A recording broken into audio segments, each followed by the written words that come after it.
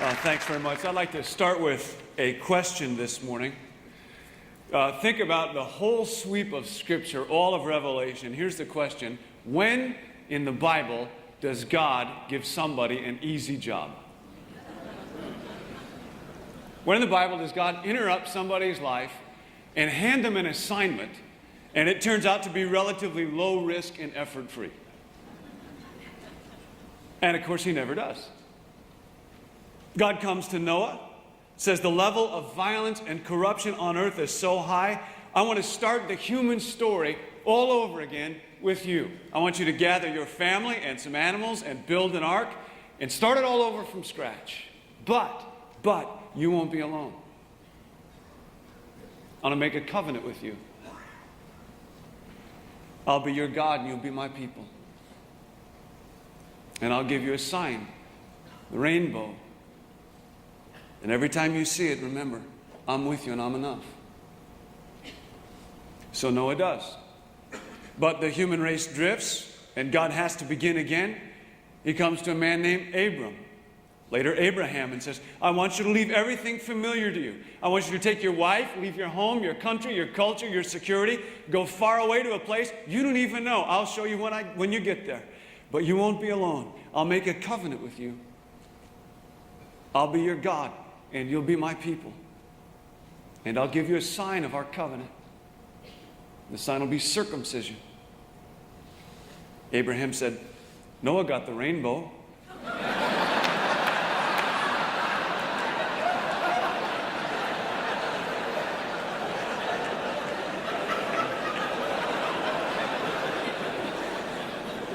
Couldn't we do like a secret handshake or... Over and over and over again in the Bible, God comes to individuals. God comes to Moses, Gideon, Samson, David, Esther, asks them to do excruciatingly difficult things. Max Dupree said one time, never insult anybody by giving them an easy job. And God never does. God never does. God never gives a leader an easy task.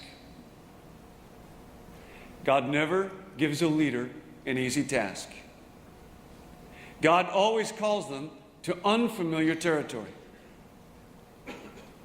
I don't think I have to make a case that the leadership challenge keeps getting tougher.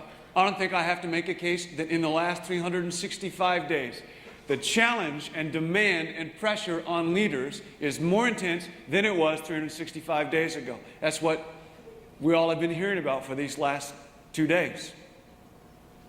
Here's what I want to focus on in this talk. I get to sit in a chair where I have the opportunity to watch a lot of leaders. Both leaders at work in this church and in churches and faith-based organizations in a lot of different places. And I see such wonderful things in those of you who are leading us. I see so much courageous leadership. I am very optimistic about the future of the church. I just think there's great things going on in and through leaders these days. But like any other gifts, the gifts that go along with the ability to lead all have a kind of shadow side. They all have a kind of shadow side. I believe that because of the way that they are wired up, leaders are particularly vulnerable to certain temptations, especially when they're under pressure. So I want to talk about certain patterns of giftings or abilities that most everybody in this room has. And I want to encourage you, just let them flourish, let them soar. But I also want to think in this talk about how to be very careful about their shadow side, about what might contribute to the seduction of a leader. First ability I want to talk about is risk-taking. By nature, a leader tends to be an action-oriented person. Leaders prefer change. Leaders like risk. Leaders get bored when things get predictable. Give them dice, they want to roll them. Give them an envelope, they want to push it. Give them a pipe organ, they want to trade it for a synthesizer and drums and a tattoo kit. Put a problem in front of a committee, they want to study it. Put a problem in front of a leader, she or he will want to do something. Hopefully something thoughtful and wise, but something. Leaders have a strong bias towards action. And this is a very good thing. This is a very good thing because organizations have a collective tendency to desire safety and resist change. And often in organizations, there's a kind of drift that will take place.